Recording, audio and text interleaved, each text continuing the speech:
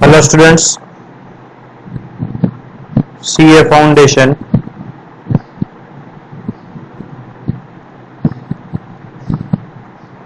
paper number 3 chapter number 16 lecture number 4 આ લેક્ચરમાં આપણે કેટલીક સેટ થિયરીની ડિટેલ્સ જોવાની છે. ફોર એક્ઝામ્પલ એક સેમ્પલ સ્પેસ જે છે એ આપણે એઝ્યુમ કરીએ.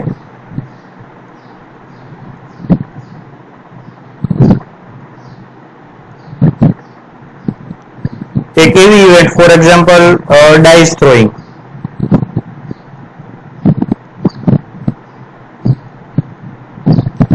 તો ડાઇસ થ્રોઈંગ માટેની સેમ્પલ સ્પેસ જે છે એ તમને ખબર છે there are 6 results, there are 6 outcomes. ત્રણ સેટ ડિફાઇન કરીએ.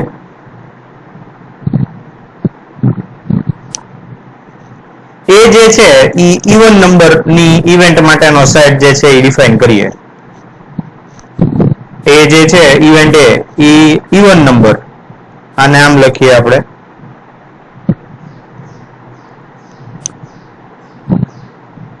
Event A even number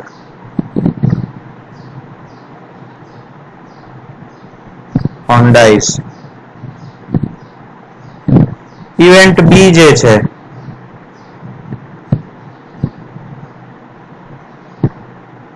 odd number on dice. અને ઇવેન્ટ સી જે છે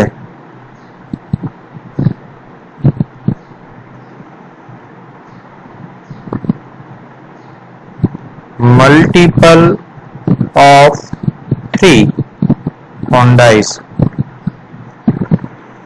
તો જો ઇવન નંબરની જો અહીંયા ડિટેલ આપી હોય તો ઇવન નંબર જે છે અહીંયા આવશે 2, 4 અને 6.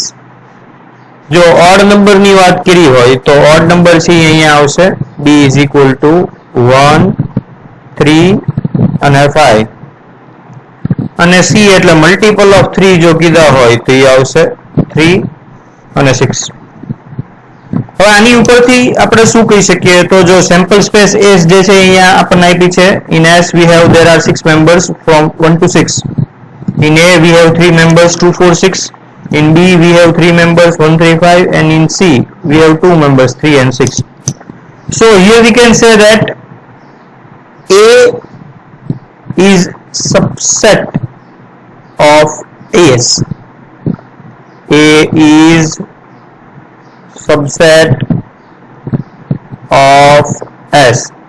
It means all members of A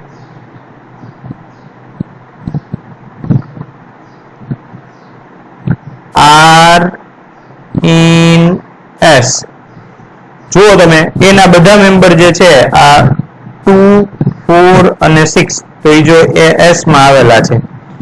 તો આને જો ફિગર થી આપણે બતાવવું હોય તો આને આપણે આ રીતે કરી શકીએ. આની ફિગર જો તમારે ડ્રો કરવી હોય તો એ આ રીતે થાય.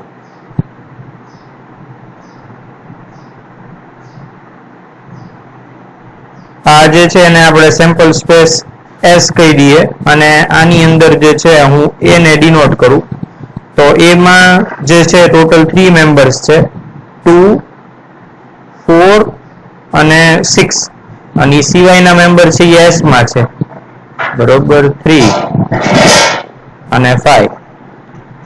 તો આ રીતે આપણે એને ડિનોટ કરી શકીએ. સેમ વે આપણે આમ પણ કહી શકીએ. we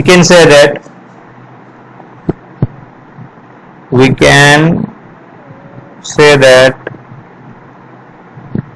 B is subset of S as well as C is subset of S.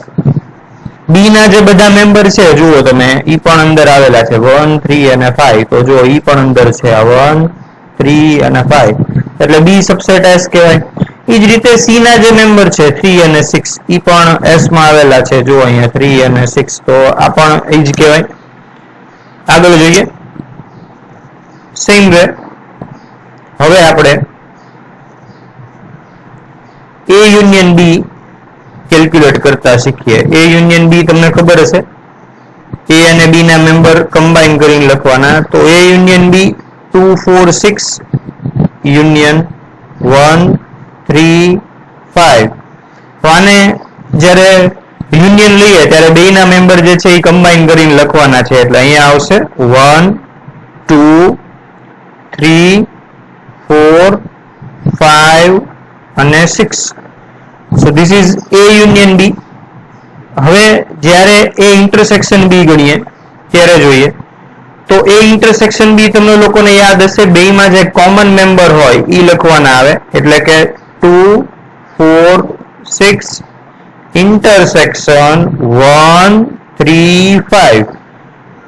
so there is no common member between A and B. that's why here we will write 5. તો આ A union B અને A intersection B થયા. હવે આનો diagram જો આપણે draw કરવો હોય તો જો A યુનિયન B નો ડાયાગ્રામ આપણે ડ્રો કરવો છે અને A ઇન્ટરસેક્શન B જે છે એનો ડાયાગ્રામ આપણે ડ્રો કરવો હોય કોઈ પણ ફિગર માટે, અહીંયા જે છે આ આપ્યું છે એની માટે જો કરવો હોય તો A ઇન્ટરસેક્શન B માં તમે જો જુઓ તો આ જે છે એ સૌથી પહેલા આપણે સેમ્પલ સ્પેસ બતાવવી પડે S. હવે જુઓ તમે આ જે A ઇન્ટરસેક્શન B નો ડાયાગ્રામ ડ્રો કરીએ એમાં A અને B માં કાંઈ કોમન નથી. એટલે અહીંયા છે ને A અને B છે ને એ સેપરેટ આવશે. એટલે જો આ રીતે આવશે. આ છે એ A છે અને આ છે એ B છે. એટલે અહીંયા જે છે એ એના મેમ્બર હતા કે 2 4 અને 6 અને અહીંયા B ના મેમ્બર હતા 1 3 અને 5 ઈ આવશે. A યુનિયન B માં પણ આ ટાઈપની ફિગર આવશે. એક બીજું એક્ઝામ્પલ લઈને આપણે સોલ્વ કરીએ. ફોર એક્ઝામ્પલ સેમ્પલ સ્પેસ જે છે ઈ U લઈએ, અધરવાઇઝ S જ લઈએ ઉપરના એક્ઝામ્પલની જેમ. સેમ્પલ સ્પેસ S લઈએ. S માં 1 2 6 મેમ્બર લઈએ આપણે 1 2 3 4 5 6. પછી A અને B એક એવા એક્ઝામ્પલ લઈએ. ફોર એક્ઝામ્પલ એમાં લઈએ આપણે 1 3 5 અને 6 અને B માં આપણે લઈએ 3 4 અને 6. હવે આ બે સેટ છે. આ બે સેટ માટે આપણે A યુનિયન B કેલ્ક્યુલેટ કરીએ અને A ઇન્ટરસેક્શન B કેલ્ક્યુલેટ કરીએ અને આનો વેન ડાયાગ્રામ ડ્રો કરીએ. તો A યુનિયન B જ્યારે કરીએ ત્યારે અહીંયા આવશે 1 3 5 6 યુનિયન 3 4 6. પણ જ્યારે A ઇન્ટરસેક્શન B ગણીએ ત્યારે અહીંયા આવશે 1 3 5 6 ઇન્ટરસેક્શન 3 4 6.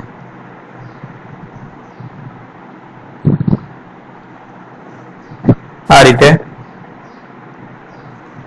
હવે જો આ બેનો યુનિયન લઈએ તો યુનિયનમાં આવશે 1 3 4 5 6. યુનિયન લઈએ ત્યારે બેના મેમ્બર કમ્બાઈન કરી દેવાના હોય.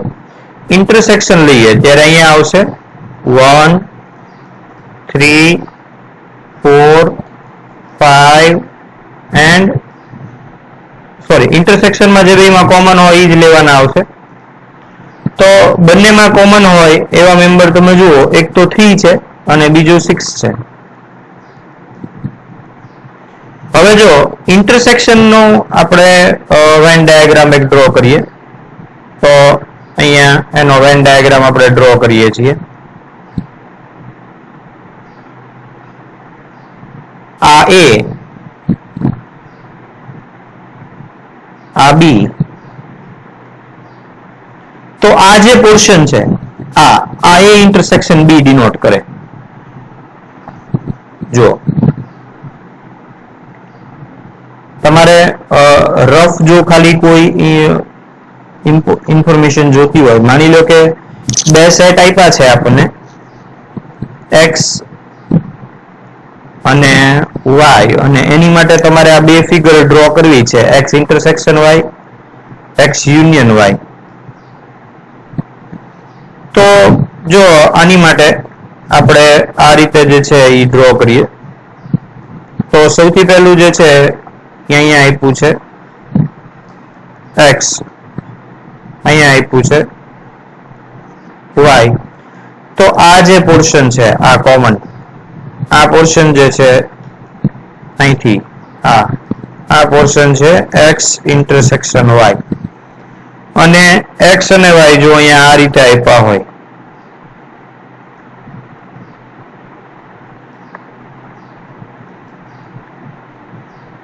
આ છે x છે, આ છે y છે.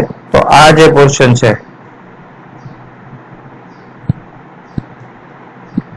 જે બંનેનો છે, તો આ જે પોર્શન છે આ પોર્શન છે x યુનિયન y. તો એ જ લોજિક છે, એ લોજિક જે છે એ આપણે અહીંયા એપ્લાય કરીએ છીએ. જુઓ, એટલે આ જે પોર્શન આપ્યો છે અહીંયા આ a ઇન્ટરસેક્શન b છે, એટલે a ઇન્ટરસેક્શન b છે ને એમાં જુઓ there are two members 3 and 6. એટલે અહીંયા છે ને આપણે આ રીતે લખીએ છીએ, એક તો અહીંયા આવશે 3 અને બીજું અહીંયા આવશે 6. હવે 3 અને 6 સિવાય એમાં કયા મેમ્બર છે? જુઓ, એમાં 3 અને 6 સિવાય મેમ્બર છે 1 અને 5. તો અહીંયા આપણે લખીએ 1, અહીંયા આપણે લખીએ 5. 3 અને 6 માં b માં કયો મેમ્બર છે? તો b માં છે 4. તો આ જે છે એમાં આપણે અહીંયા લખી શકીએ છીએ 4. તો આ રીતે આપણે વેન ડાયાગ્રામ ડ્રો કરી શકીએ. હવે જો તમે જોવા જાઓ તો આ જે છે એ a ઇન્ટરસેક્શન b બતાવે છે. જો આ જે રિજિયન છે આ ગ્રીન પેન વાળો છે એ ઇન્ટરસેક્શન b છે, અને જે આ રિજિયન આપ્યો છે આ a યુનિયન b છે. તો આ રીતે આપણે a ઇન્ટરસેક્શન b અને a યુનિયન b જે છે એ કેલ્ક્યુલેટ કરી શકીએ, એની ફિગર ડ્રો કરી શકીએ. હવે જે વાત છે એ છે a desk. Okay, a desk કોને કહેવાય? તો પહેલા તમારે s ના મેમ્બર છે એનું લિસ્ટ બનાવવાનું, 1 2 3 4 5 6. હવે એમાંથી a ના મેમ્બર કયા છે તમે જુઓ તો 1 3 5 and 6. એ મેમ્બર તમે કાઢી નાખો, 1 3 5 અને 6. હવે જે મેમ્બર બાકી રહે એ છે 2 અને 4. તો આ મેમ્બર છે એ a ડેસ્ક માં આવશે. એ જ રીતે b ડેસ્ક જો ગણવો હોય તો મેં તમને જે ટેકનિક કીધી છે એમ તમે પહેલા s ના મેમ્બર જે સેમ્પલ સ્પેસ ના છે એ લખી નાખો. હવે એમાંથી જે b ના મેમ્બર છે એ સબટ્રેક્ટ કરજો, 3 4 અને 6. તો અહીંયા રહેશે 1 2 અને 5. તો આમ a ડેસ્ક અને b ડેસ્ક પણ આપણે ગણી શકીએ. એની માટે જો આપણે વેન ડાયાગ્રામ ડ્રો કરવો હોય તો a ની બહારનો રિજિયન છે એ a ડેસ્ક કહેવાય. આપણે રફ ફિગર અહીંયા ડ્રો કરીએ. ફોર એક્ઝામ્પલ આ સેમ્પલ સ્પેસ S છે અને આ જે છે એ છે સેટ A.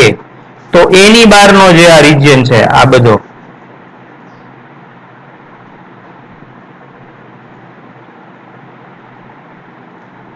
જે છે આ A ડેસ્ક બતાવે છે. એ જ રીતે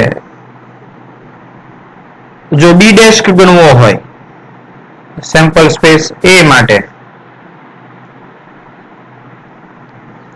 તો આ S, આ જે છે એ સેમ્પલ સ્પેસ આપી છે આપણને B. તો B ની બહારનો જે રિજિયન છે એ બતાવે છે આપણને B ડેસ્ક. એટલે કે આ જે B છે B ની બહારનો બધો જ રિજિયન, એટલે જો જોવા જઈએ તો આ બધો જો B ની બહારની જે બધી બાજુ જે કવર થતી હોય આ જે છે આ બતાવશે આપણને B ડેસ્ક. તો આ રીતે તમે વેન ડાયાગ્રામ ડ્રો કરીને સેટને આવી રીતે ડિનોટ કરી શકીએ.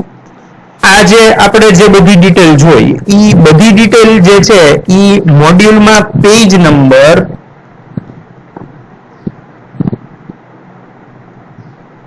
16.10 થી સ્ટાર્ટ કરી 16.12 સુધી આપી છે.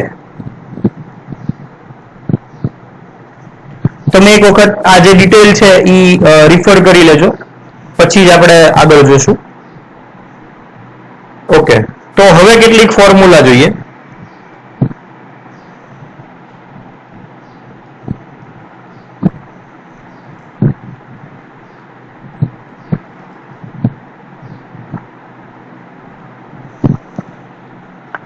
તો કોઈ પણ બે સેટ માટે આપણે suppose U is sample space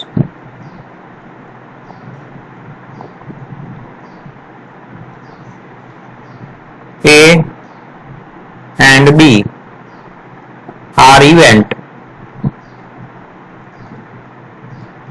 such that AB subset of U. તો છે ને આપણે પ્રોબેબિલિટી માટે આવી એક ફોર્મ્યુલા તમે જોઈ ગયા કે P of A union B is equals P of A plus P of B minus P of A intersection B.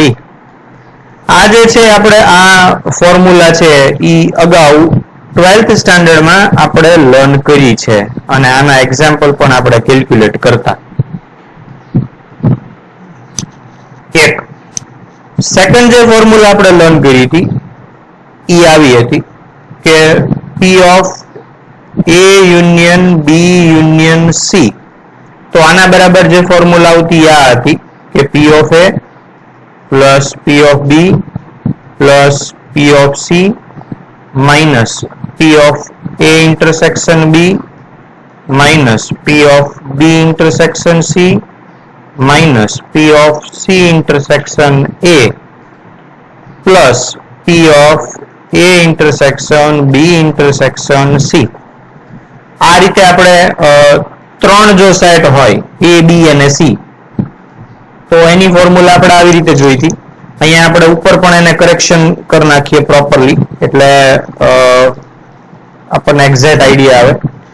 માની લો કે A B અને C આ ઇવેન્ટ હોય અને અહીંયાથી A B C union U હોય તો આપણે એને આ રીતે ડિફાઇન કરી શકીએ. હવે અગાઉ જે છે એની માટે આપણે એવું જોયું હતું કે if two event are mutually exclusive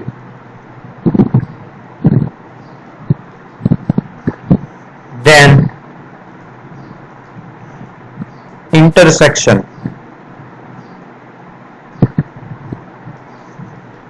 of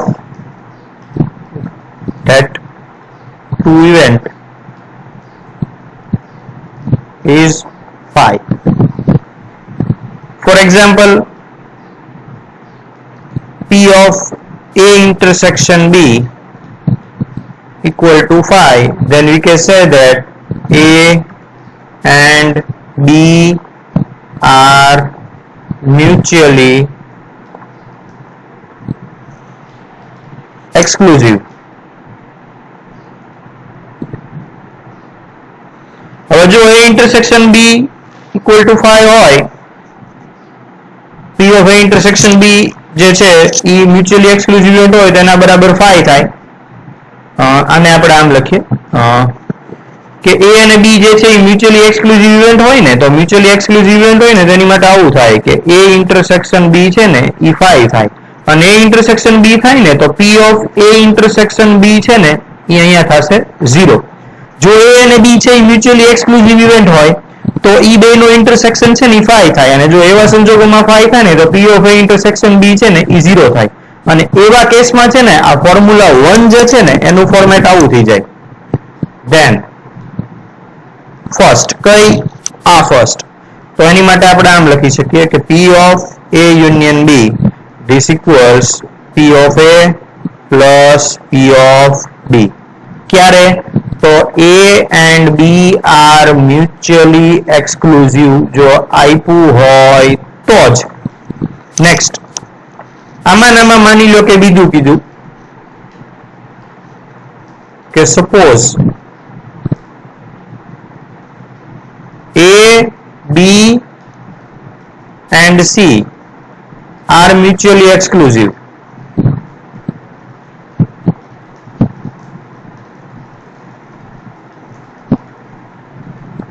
જો આવું કીધું ત્રણ ઇવેન્ટ મ્યુચ્યુઅલી એક્સક્લુઝિવ કીધી તો ત્રણ ઇવેન્ટ જો મ્યુચ્યુઅલી એક્સક્લુઝિવ કે તો એનો મતલબ એવો થાય કે A ઇન્ટરસેક્શન B phi થાય પછી B ઇન્ટરસેક્શન C phi થાય અને A ઇન્ટરસેક્શન C જે છે E phi થાય હવે આનો આપણે પ્રોબેબિલિટી ગણીએ તો P ઇન્ટરસેક્શન B 0 થાય P of B intersection C પણ 0 થાય અને P of A intersection C પણ 0 થાય મોર ઓવર આપણે એવું કહી શકીએ કે A intersection B intersection C આ પણ phi થાય અને આની ઉપર જો P લગાડીએ તો P of A intersection B intersection C જે છે આ થશે 0 અને હવે જે ઉપર આપી છે આ સેકન્ડ ફોર્મ્યુલા જે આપી છે તો સેકન્ડ ફોર્મ્યુલા જે છે એનું ફોર્મેટ શું થશે then 2 became કે P of A union B union C this equals to P of A plus P of B plus P of C જેમ પહેલી ફોર્મ્યુલામાં આ ટર્મ 0 થઈ ગઈ હતી એમ બીજામાં આ જેટલી હું અંડરલાઈન કરું છું એ બધી ટર્મ છે એ 0 થઈ જાય શું કામ તો કે A B and C are mutually exclusive event હોય છે તો આ જે છે ઈ ટોટલ જે છે ઈ આપણે ફોર્મ્યુલા જે બની એનું લિસ્ટ બનાવીએ તો બે ફોર્મ્યુલા તો અહીંયા મેં જે તમને ઉપર લખી આ બે ફોર્મ્યુલા તો છે જ બીજી બે ફોર્મ્યુલા માટે આપણે આવી રીતે લખી શકીએ કે જો A અને B if A and B are mutually exclusive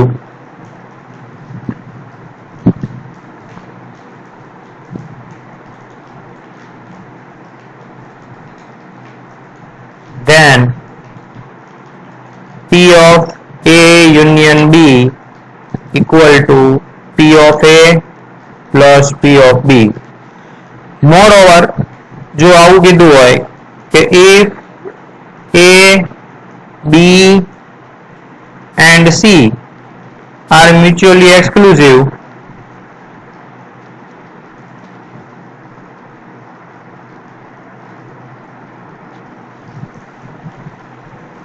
then P of A union B union C this equals P of A plus P of B plus P of C.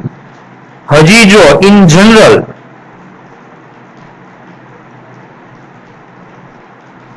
જો આવું કીધું કે A1 A2 A3 એમ કેટલી બધી event આપી હોય are mutually exclusive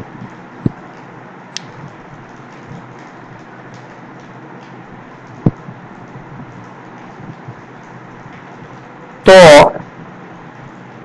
P of A1 union A2 union A3 union so on આના બરાબર P of A1 plus P of A2 plus P of A3 plus આ રીતે આપણે લખી શકીએ તો આ એની માટેની વાત થઈ હવે આગળ જોઈએ કે એક્ઝાસ્ટિવ કે તો શું થાય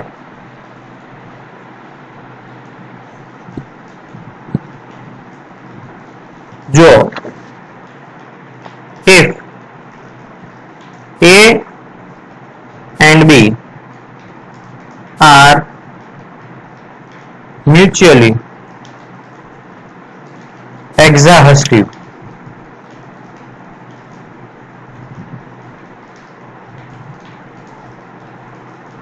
તો આની માટે શું થાય? તો આની માટે થાય P of A union B equal to 1.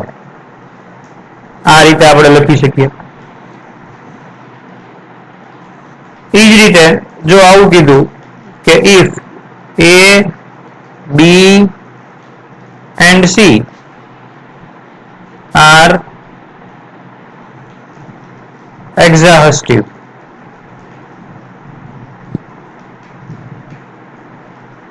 તો એની માટે આમ લખાય P of A union B union C equal to 1. તો આ એક્ઝાસ્ટિવ માટેની વાત છે. નેક્સ્ટ જો આવું કીધું કે 3 events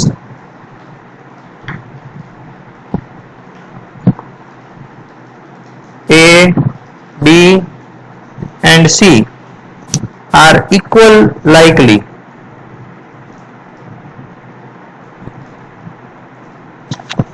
તો એની માટે આપણે આમ લખી શકીએ કે P of A equals P of B equals P of C, એટલે કે ઇક્વી પ્રોબેબલ છે. ત્રણેયની જે છે એ પ્રોબેબિલિટી જે છે એ સેમ છે. A ની આવવાની જેટલી પ્રોબેબિલિટી છે એટલી જ B ની છે અને એટલી જ C ની છે. મ્યુચ્યુઅલી એક્સક્લુઝિવ અને મ્યુચ્યુઅલી એક્ઝાસ્ટિવ ની જે આ ડેફિનેશન આપી છે એ આપણે અગાઉ જે લેક્ચર નંબર 1 છે એમાં જોઈ ગયા છીએ. તો આ જે છે લેક્ચરમાં આપણે આટલી ડેફિનેશન ને ફોર્મ્યુલા જોઈ. આનો યુઝ આગળ જતા આવશે. આગળ જોઈએ example 16.8.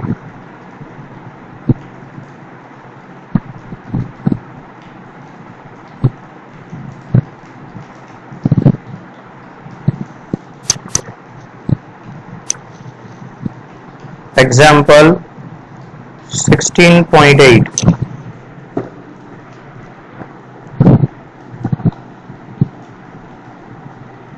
Three event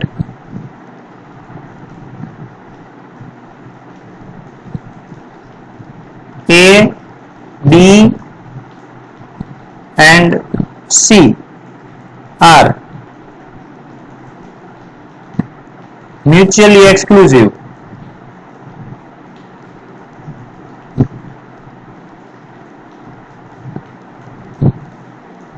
exhaustive,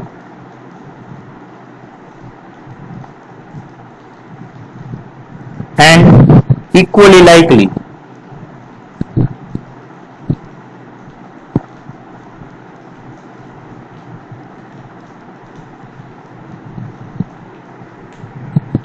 What is the probability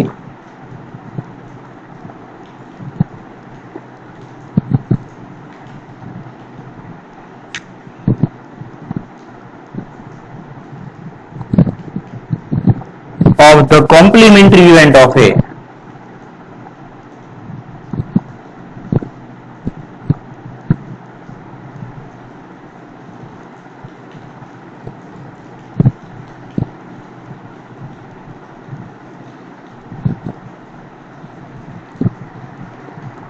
Solution જોઈએ.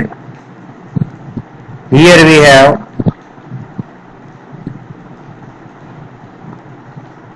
three event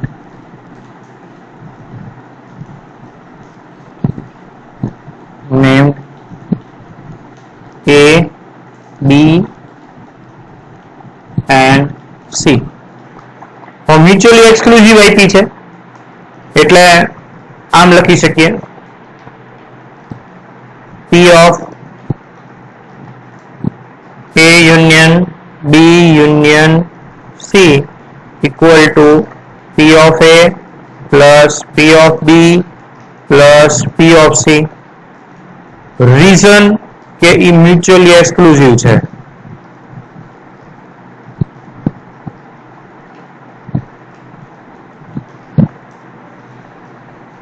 નેક્સ્ટ એક્ઝાસ્ટિવ પણ આપી છે તો એની માટે આપણે આમ લખી શકીએ A union B union C equal to 1. Reason કારણ કે મ્યુચ્યુઅલી એક્ઝાસ્ટિવ છે.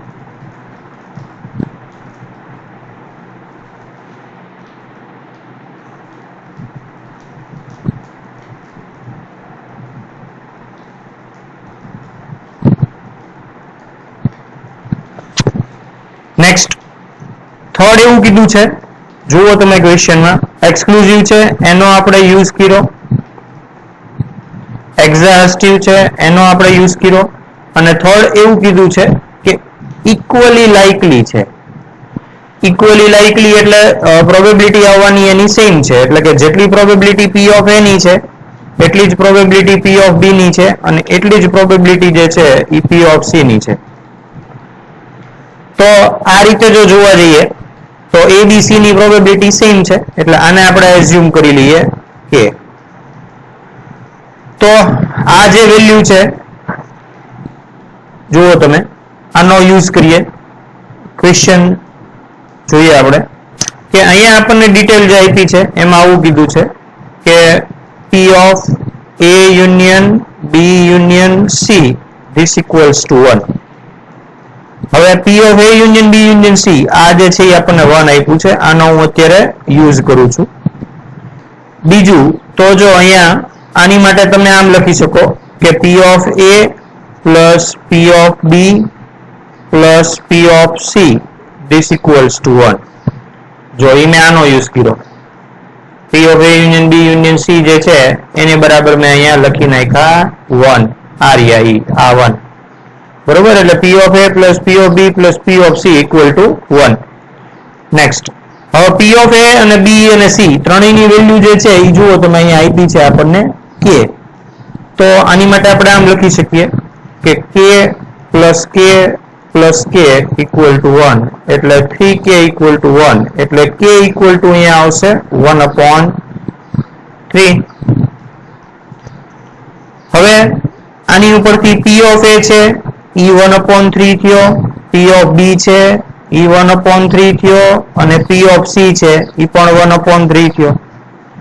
હવે જો પી ઓફ એ ડેશ આપણે ગણવાના છે, આપણે આ ફાઇન્ડ કરવાના છે, તો આપણને ખબર છે we know P of A plus P of A dash this equals 1, એટલે પી ઓફ એ ડેશ છે એના બરાબર થશે 1 માઇનસ પી ઓફ એ, એટલે અહીંયા આવશે 1 minus 1/3 this equals 2/3. So in short p of a dash this equals 2/3.